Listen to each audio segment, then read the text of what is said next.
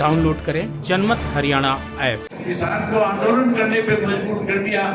कल के अखबारों में खबर छपी थी, रेडियो टेलीविजन पे बताया जा रहा था कि किस तरह से किसान को और कमजोर करने के लिए केंद्र की सरकार ने एक नया निर्णय लेने का काम किया है। डीएपी खाद जो 1200 रुपए का बैग हमें मिला करता था, उसकी कीमत बढ़ा करके 1900 रुपए कर दी गई है। 700 रुपए पर बैग के हिसाब से, क्विंटल के हिसाब से अगर उसको देखा जाए तो फिर 1400 रुपए प्रति क्विंटल के हिसाब से खाद का रेट बढ़ाने का काम किया।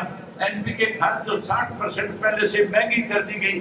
सत्ता में बैठे लोग इस तरह के रोज निर्णय लेकर के किसान को कमजोर करने का काम कर रहे हैं। जहाँ इन काले कानूनों के खिलाफ पंजाब, हरियाणा प्रदेश, राजस्थान, उत्तर प्रदेश का किसान लगातार लामबंद होकर के लड़ाई लड़ रहा है, वहीं हमारा भी ये फर्ज बनता है कि वो आंदोलन और ज्यादा अच्छा चले, उस आंदोलन में किसी किस्म की कोई दिक्कत ना आए। वहाँ बैठा हुआ किसान ये महसूस ना करे कि आज हरियाणा का किसान गांव में बैठ करके उनकी मदद नहीं कर रहा। इसके लिए हमें अपनी जिम्मेवारी निभानी चाहिए, जहाँ इस आंदोलन को ताकत देनी चाहिए। मैं बधाई देता हूँ दिमतान गांव के किसान भाइयों को कि आपने जिस ढंग से अपने भाईचारे को इकट्ठा करके अपने गांव से 40 लाख रुपए इकट्ठे करके इस आंदोलन के अंदर लोगों की मदद करने का काम किया, उसके लिए आप बहुत बधाई के पात्र है। जिस तरह से इस आंदोलन को चलाने के लिए आज भी आपने 20 लाख रुपया रखा हुआ है, इस आंदोलन में किसी किस्म की कमी ना आए, इस आंदोलन को और ज्यादा मजबूत किया जाए, उसके लिए भी आपको बधाई देने के लिए आया हूँ। बधाई देता हूँ आपको इस बात की, इस आंदोलन को जहाँ आप ताकत दे रहे हो, जहाँ इस आंदोलन को मजबूत कर रहे हो, वहीं आपसे गुजारिश करूंगा, हम 12 तारीख को डिस्ट्रिक्ट के हेडक्वार्टर के ऊपर बढ़े हुए जो खाद के दाम है, आज जो किसान को जो परेशानी अपनी गेहूं बेचने में आ रही है, आज किसान के इन 3 कृषि के काले कानून जो केंद्र की सरकार हमारे ऊपर जबरदस्ती थोप के बैठी है, हमने उसके खिलाफ 12 तारीख को हर डिस्ट्रिक्ट हेडक्वार्टर के ऊपर किसान साथियों को साथ लेकर के डिप्टी कमिश्नर के दफ्तर तक प्रदर्शन के रूप में जाकर के हम एक मेमोरेंडम देकर के आएंगे। मैं उम्मीद करूंगा कि आज दिमतान गांव में जितने लोग आप इकट्ठा हुए हैं, इससे भी बड़ी संख्या में इकट्ठा होकर के डिप्टी कमिश्नर को ज्ञापन देने का काम करोगे। जहाँ साथियों आज जिस किस्म के हालात इस प्रदेश देश में पड़े हुए हैं, आज अगर आप चाहते हो कि किसान की जमीन बचे, आप चाहते हो कि कृषि के तीनों काले कानून खत्म हो, जहाँ आप चाहते हो कि हरियाणा प्रदेश के अंदर जो माफियों की सरकार है, जो एक लुटेरों की सरकार है, सरकार चलता हो, तो इसके लिए आपको अपने भाईचारे को और ज्यादा मजबूत करना पड़ेगा। सरकार की मंशा है, सरकार आपके इस भाईचारे को तोड़ना चाहती है। मैं तो मोदी जी का इस बात के लिए धन्यवाद करता हूँ। मोदी अगर ये 3 काले कानून ना बढ़ाता तो कहीं ना कहीं हमारे भाईचारे के बीच में आज भी कोई ना कोई कठिनाई जरूर रहती। आज मोदी ने ये 3 काले कानून बनाए, उसके बाद कोई गांव ऐसा नहीं है इस गांव के अंदर भाईचारे में कोई कमी रहेगी हो। आपसी भाईचारा बहुत मजबूत हुआ है। छोटी मोटी जो कोई हमारी आपस की खींचातान थी, चाहे वो पंचायत के चुनाव को लेकर के थी, चाहे वो कोई पानी को लेकर के थी, चाहे कोई जमीन की दौड़ को लेकर के थी, चाहे कोई बच्चों के आपसी विवाद की वजह से थी, इस मोदी ने काले कानून बना करके उन सब बातों को भुलाने का काम किया, लोगों के भाईचारे को मजबूत करने का काम किया। आज भाईचारा पूर्ण रूप से मजबूत है। आज तो हमारी माताएं और बहनें भी जो कोई आपस में छोटे मोटे विवाद में हुआ करती थी, वो भी इकट्ठी होकर के इस लड़ाई में अहम भूमिका निभाने का काम कर रही है। अगर आप चाहते हो कि यह कानून वापिस हो, तो फिर साथियों ये आंदोलन लंबा चलेगा, ये आंदोलन जल्द खत्म नहीं होगा। केंद्र की सरकार जल्दी से आपकी बात को मानने की तैयार नहीं होगी। इसके लिए जिस तरह से देश की आजादी की लड़ाई आप लोगों ने लड़ी थी, जिस तरह से इस देश को आजाद कराने में आपने बड़ी भूमिका निभाई थी, याद होगा बहुत से बड़े बुजुर्ग ऐसे जिन्होंने देश की आजादी की लड़ाई को देखने का काम किया है। हमने किताबों में पढ़ा है, हमने साथियों फिल्मों में भी देखा है कि किस तरह से देश की जंग आजादी के लिए लोगों ने लामबंद होकर के मजबूती के साथ अलग अलग आंदोलन करके देश को आजाद कराने में बड़ी भूमिका निभाई थी। उस वक्त भी देश को आजाद कराने में सबसे बड़ी भूमिका अगर किसी की थी तो खेत में काम करने वाले व्यक्ति की थी। हमारी आबादी 80% थी जो गांव में रहते थे, जो खेत में काम करते थे। उस देश की आजादी में भी सबसे बड़ा योगदान अगर किसी का था तो गांव के व्यक्तियों का था। सबसे ज्यादा अगर देश की आजादी में बलिदान देने का काम किसी ने किया तो गांव के लोगों ने किया था।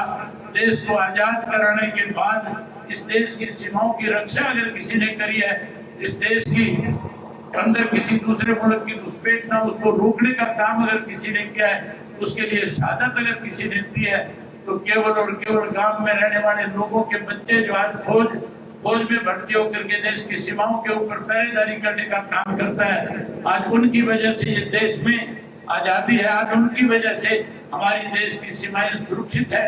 जहाँ हमने देश को आजाद कराने के लिए लड़ाई लड़ी, जहाँ देश को सुरक्षित रखने के लिए अपने अपने बच्चों को फौज में भेजने का काम किया, भाई ये 3 किसी के काले कानून खत्म हो। इन काले कानूनों को खत्म करवाने के लिए हमें लंबा संघर्ष करना पड़ेगा, हमें लंबी लड़ाई लड़नी पड़ेगी, हमें अपने भाईचारे को और ज्यादा मजबूत करना पड़ेगा। प्रदेश की सरकार लगातार इस बात की योजना बना रही है। आपने कल परसों के अखबार देखे होंगे, आपने टेलीविजन के ऊपर ये खबरें देखी होगी कि सरकार में बैठे लोग कहीं हमें आपस में लड़ाने के लिए इस किस्म के कार्यक्रम बना रही है कि लोगों के बीच में विवाद खड़ा हो जाए, लोग आपस में लड़ना शुरू कर दे। इन लोगों ने हमारे बीच के अंदर 35 और 36 जात का नारा दे करके जब जाट आरक्षण के आंदोलन को लेकर के आप लड़ाई लड़ रहे थे, कहीं हमारे बीच के अंदर खाई पैदा करने की कोशिश करी थी। भारतीय जनता पार्टी ने हमेशा लोगों को लड़ा करके, लोगों को आपस में बांट करके आंदोलन खत्म करने के प्रयास किए थे। कहीं हिंदू और मुसलमान को लड़ा करके कहीं सत्ता हासिल करने का काम किया, कहीं मराठे को और हिंदू को लड़ा करके महाराष्ट्र में सत्तासीन होने का काम किया, कहीं गुजरात जैसी स्टेट में पटेल और नॉन पटेल की बात कह करके लोगों के बीच में खाई पैदा करने का काम किया था। कहीं भारतीय जनता पार्टी की सरकार ने हरियाणा प्रदेश के भाईचारे को खराब करने के लिए 35 और 36 जात के नारे लगा करके हमें आपस में बांटने का प्रयास किया था। भाई ये सरकार ये आंदोलन खत्म कैसे हो, कैसे आंदोलन कमजोर हो, इसके लिए लगातार योजनाएं बना रही है। आप याद करो, जब पंजाब के किसान दिल्ली के बॉर्डर की तरफ बढ़ रहे थे, जब दिल्ली के बॉर्डर पे आकर के जमा हुए थे, तो ये कहा गया था केंद्र की सरकार की तरफ से ये तो खालिस्तानियों का आंदोलन है, ये तो उग्रवादियों का आंदोलन है। जब हरियाणा प्रदेश के किसान ने उसके साथ मजबूती से खड़े होकर के उस आंदोलन को ताकत देने का काम किया, तो ये कह दिया गया था कि मुट्ठी भर किसान इकट्ठा होकर के इस आंदोलन को आगे बढ़ाना चाहते हैं। जहाँ में मुट्ठी भर कहा गया था, वो संख्या जब लाखों में तब्दील हुई, जब लोगों ने लाखों की संख्या में इकट्ठे होकर के उस आंदोलन को मजबूत करने का काम किया, तो ये भी आरोप लगाया गया कि आंदोलन चाइना का करवाया हुआ है, चाइना के लोग पैसा दे करके इस देश को तोड़ना चाहते हैं। लेकिन साथियों, जितनी साजिश उन्होंने रची थी, अपनी साजिश में कामयाब नहीं हुए। जब जब उन्होंने साजिश रचने का काम किया, आंदोलन और ज्यादा मजबूत होता चला गया। आपको याद होगा 26 जनवरी के दिन जब लाखों किसान अपने ट्रैक्टर के ऊपर बैठ करके दिल्ली के अंदर तिरंगा यात्रा निकाल रहे थे, जब दिल्ली के अंदर दुनिया को मैसेज दे रहे थे कि किसान किस तरह से स्वाभिमानी है, किस तरह से किसान शांति प्रिय तरीके से अपना तिरंगा लेकर के अपने 3 कृषि के काले कानूनों को खत्म करवाने के लिए आज दिल्ली में बैठी सरकार को समझाने के लिए जा रहा है। जब आप तिरंगा लेकर के यात्रा निकाल रहे थे, लाखों किसान जब दिल्ली में गए हुए थे, कहीं ये कह करके कि तिरंगे का अपमान किया गया है, ये कह करके कि सिखों ने इस देश के तिरंगे को अपमानित करने का काम किया, इस आंदोलन को तोड़ने की साजिश रची थी। एक वक्त ऐसा भी आ गया था कि 26 तारीख को बहुत से लोग इस बात को लेकर के मायूस हो गए थे, लेकिन 27 तारीख को जब असलियत का पता लगा कि आरएसएस के लोगों ने इस तरह से तिरंगे का अपमान करने का काम किया, इस आंदोलन में लोगों की संख्या और ज्यादा बढ़ गई थी। मैं चाहता हूँ कि साथियों ये आंदोलन और मजबूत हो, इस आंदोलन को आप जीत कर के आए। इसके लिए आपको शांति और धैर्य के साथ इस आंदोलन में अपनी भूमिका निभाने का काम करेंगे। मुझे उम्मीद है कि यहाँ का एक एक व्यक्ति जो है, इस दीप्तान 24 दफे का एक एक आदमी इस आंदोलन में अपनी बड़ी भूमिका निभा करके इस देश के किसान को इन तीनों कृषि के काले कानूनों से मुक्त कराने का काम करेगा। जहाँ ये कानून खत्म होंगे, वही किसान दोबारा से फिर सम्मानित होकर के अपने घर वापस लौटने का काम करेंगे। साथियों, मैं आपसे एक बात कहना भूल गया था, एक बात जरूर आपसे याद करना चाहूंगा। कुछ ऐसे लोग भी हमारे बीच में थे जो चौधरी देवीलाल का नाम लेकर के कहीं ना कहीं अपनी राजनीतिक रोटियां सेक रहे थे, जो चौधरी देवीलाल के नाम के ऊपर कहीं आपको बरगलाने का काम कर रहे थे। जब वो लोग आपके बीच में चल करके गांव में वोट मांगने आते थे तो आपके सामने गाने बजा करते थे कि चौधरी देवीलाल का दूसरा रूप हमारे बीच में आ रहा है। कहीं आप चौधरी देवीलाल के उस दूसरे रूप को देख करके अपने आप को भावुक होकर के उनकी मदद में लगे हुए थे। जहाँ आप उनकी मदद कर रहे थे, वही वो बेईमान लोग चौधरी देवीलाल की नीतियों को ले जाकर के बीजेपी की गिरवी रखने का काम कर रहे थे। वो उस वक्त में भी बिके हुए थे। आज भी उन लोगों ने चौधरी देवीलाल की नीतियों को आगे बढ़ाने की बजाय भारतीय जनता पार्टी के लोगों में अपनी जो नीतियां थी चौधरी देवीलाल के, उनको कमजोर करने का काम किया।